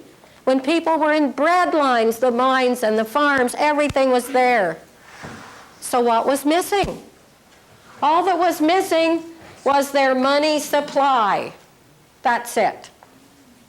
So in the midst of all the resources and all this wealth, people were starving. That's why you cannot have a private group issuing your money. Whenever they decide to pull the purse strings closed, they can do it. Depressions aren't accidental. Neither are wars. They are planned by these people who have privatized your money supply. So they let that depression go on for 10 years until at the end of it, those who owned the Federal Reserve owned almost everything in America. They bought it up for pennies on the dollar. They planned it. It didn't happen to them. And when it was down, it was like the stock exchange with Rothschild. When all the bonds went down to the very bottom, he bought them all up. When everything in America, when people were selling things that were worth a lot for next to nothing so they wouldn't starve, they bought them all up. The Federal Reserve, the people who own that private bank, which has never been audited, never, okay? And it has control of the U.S. money manager. How would you like it if your money manager did that to you and owned all your stuff, okay? So this is what happened in 1929, and all that was missing was the money supply. But because the money supply is like it is in Canada today, based on loans from private banks, okay, those people can call in those loans, cannot renew those loans, not make any more loans whenever they choose. We're at the mercy, and they don't have any mercy, so there you have it. So 1929, that's what caused the Great Depression. Now, in 1932, before the 10 years, don't forget 1939, people say the Depression was ended because of the war. Baloney. It could have ended it at any time by issuing the correct amount of money, but they choose not to. Okay? So in 1932, the Goldsmith bill, they presented a bill called the Goldsmith bill, which was based on government-created money and that the banks would have to have 100% reserves. Now, let me explain what that means. The people in the Depression were so fed up, and they still remembered how it was before private people grabbed hold of their money. The Goldsmith bill was based on that, and it was based on Douglas and Irving Fisher at Yale, and they both said the same thing. Make the private banks have 100% reserve. Now that means the private bank cannot lend what it doesn't have. It can't lend 10 times, or like today, 400 times more than it has. It can only lend what it has. That's called a 100% reserve. Now, when you say that banks have to have a 100% reserve, you are actually stopping them from creating phony loans. They cannot lend you anything unless it's actually in there. So that bill was about doing away with the fractional reserve. If you have 100% reserve backing what you lend out, then you don't have a fractional reserve anymore. You don't have that crime. You don't have banks making money out of loans they don't have, and that means that the money supply is not loans anymore. It's got to be real money with no interest on it. That's why we're going to do 4 more classes on this, because as you get involved in this and it's going, yeah, that's what's happening, you're going to understand what's happening with every other area out there, with the war, with the politics, why certain people don't get into government, why others do. So in 1932, this bill was presented based on Douglas. We'll be discussing him when we get to environmental economics. Douglas and Irving. And, but this is what happened.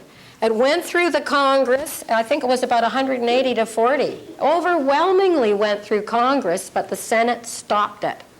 Stopped it dead, okay? Because you know who owns the Senate. So anyway, it went through Congress. And I think it was about 180 to 40 or 180 to 60, something like that. And it never made it to the Senate. The Senate stopped it. Okay? And that's when people knew what was going on. The Senate was able to stop it. Now, Congressman McFadden at this time, this was during the Depression here, Congressman McFadden was chairman of the Banking Committee. He knew exactly what was happening with the banks. He came out at this time, I would say about 1933, he started talking about the Federal Reserve and what they were doing to everybody. Congressman McFadden. Well, they made 3 attempts and the third one got him. They tried to poison him twice, and the third time they actually did. So after McFadden talked against the Federal Reserve, and you can probably look him up even on the net or whatever, look up Federal Reserve on the net, see what you get.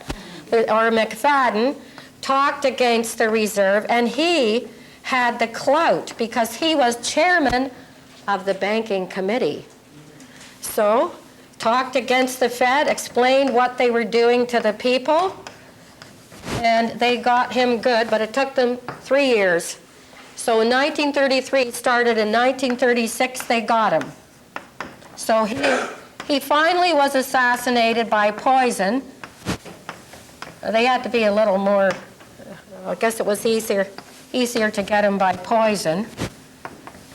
But even look it up under McFadden and you'll get the history. It took them 3 years and 3 attempts. Then in 1939 they bring in the war. And they let everybody believe that the war is what got rid of the Depression. So that war would be looked on as something good economically. This is what they do today. War is part of the economy today. You take out all those weapons manufacturers and all, what have you got? You haven't got the big casino anymore.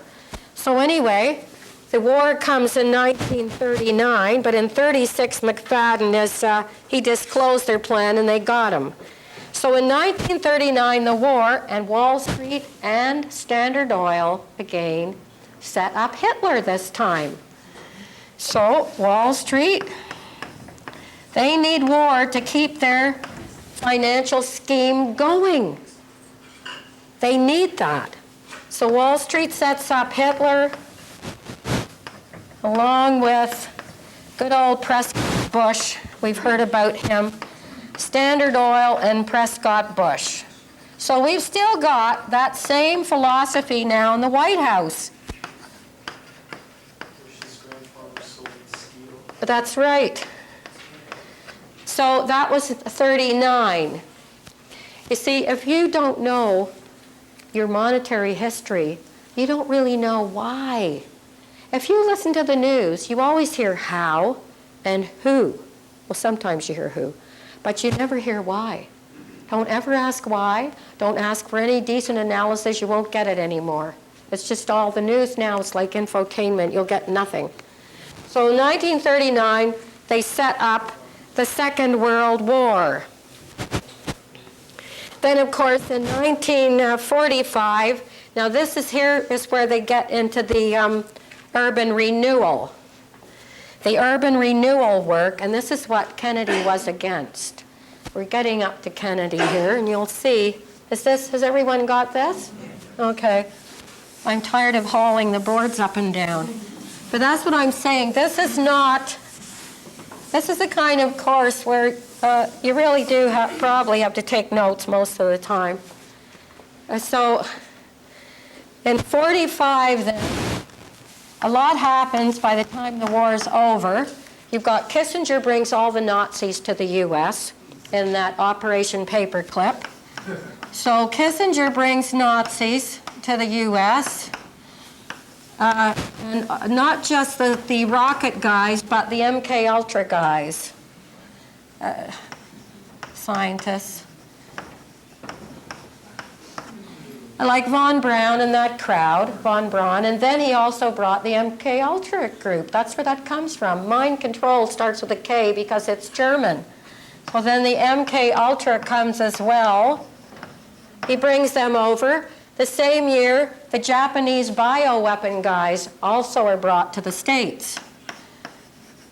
They make a deal with Hirohito. So they're brought to the States as well. As usual, the people suffer, so you've got Nagasaki, Hiroshima, and the reason they bomb these, they bomb them after the Japanese have surrendered. But this is so that, Bechtel was around then, urban renewal. Remember, the bank loans today, you've got to give the money to certain American corporations. So Bechtel was in on the ground floor, they were around then. And they also, those were all civilians. The same with Dresden, Dusseldorf were all civilians.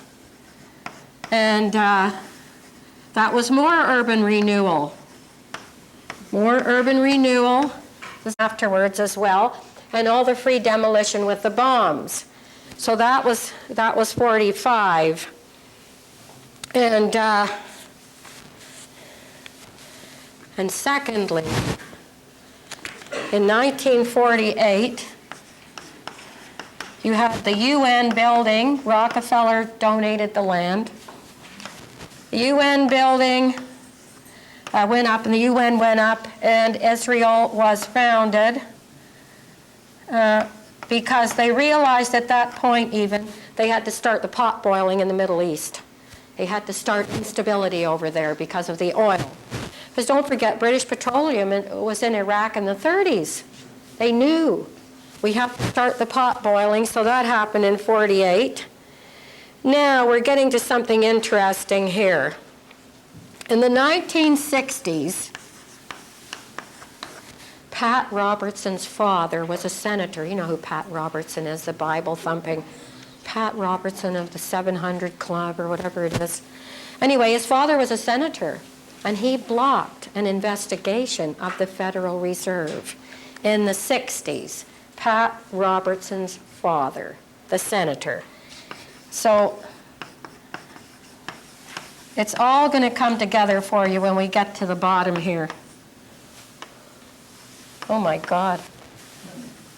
So do you mind till we get to the end of it tonight? I mean, if you're drained and you want to get out, just go. But this is a lot and we have to get through it, okay? So Pat Robertson's father blocks the investigation of the Fed. Holy roller.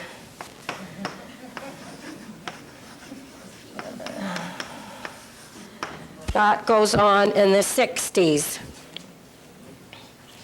Now, this is something equally important. In June 1961, now this is the report you're talking about? Yeah, that's the Federal Reserve Board. Yep, stops an investigation of them. Has everyone got this? Can I get back, or should I haul down another board? Okay.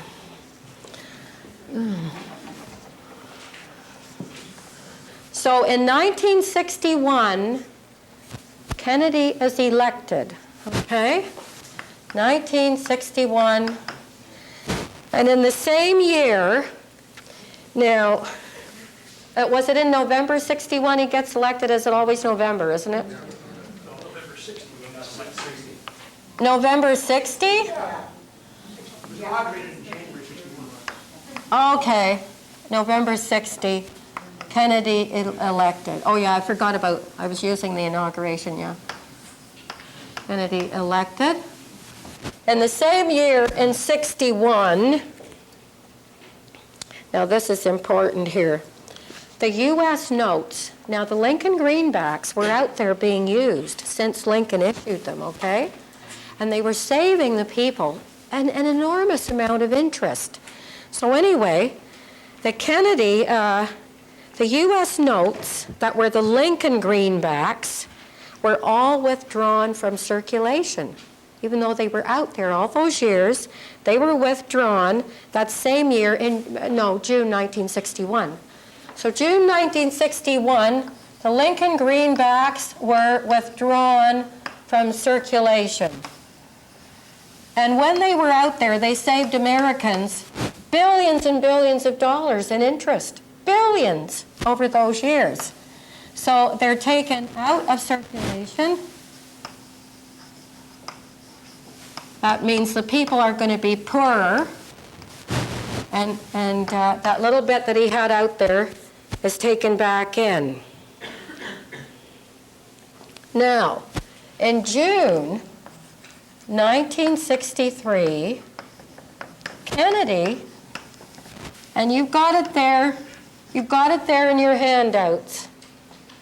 Kennedy issues over $4 billion in U.S. notes, bypasses the Fed completely. So in 1963, he issues $4 billion in U.S. notes. Now, they got him for a bunch of things. I mean, they got him because he wanted to pull out of Vietnam. He didn't want to go into Cuba. He warned the Fed that he was going to, like, take down a little of their power. Dulles hated him. I mean, he was not for war. He was trying to get out of all this warmongering. But the one thing they never mention, and I don't care what book it is about him, they never mention what he did here, okay? They never mention that he did this in any of them. But he did, and the notes were out there, and you've got photostats of the notes there. Was he elected before they found a way to rig elections like they do now? Well, let me put it this way. Kennedy got in, he wasn't a landslide. He got in by a very narrow majority, narrow. And his father, who knew a lot of the underworld, helped him with those friends to get in. But that is not to say that Kennedy was exactly like his father. He was not. He was not. They might have thought when they helped him he was going to be, but he was not. So, yes, he got in by by a minority, yes. So the people who got rid of him were basically the Texas oil men, okay? The Texas oil men, including Johnson. How about Bush Sr.? And, well, yes, he would have been in on that.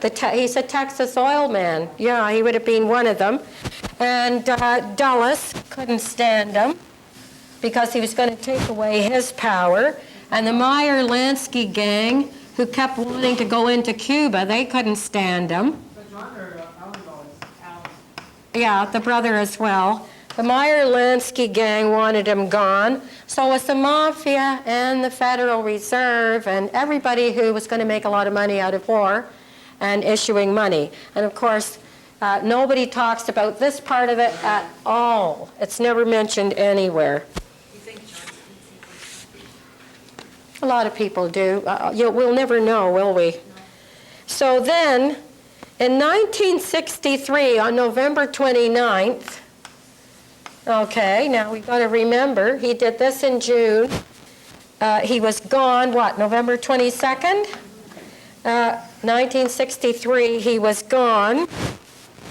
And in November 29th, 63, there was a suit filed against the Federal Reserve. I've got all the names here, and I've got the file on it. And they went to the First District Court of St. Paul, and they went to the Court of Appeals, and it wasn't heard till 64, and they pressed went to court after court up to about 1969, and they were saying that what these people are saying now, so people keep coming up with this.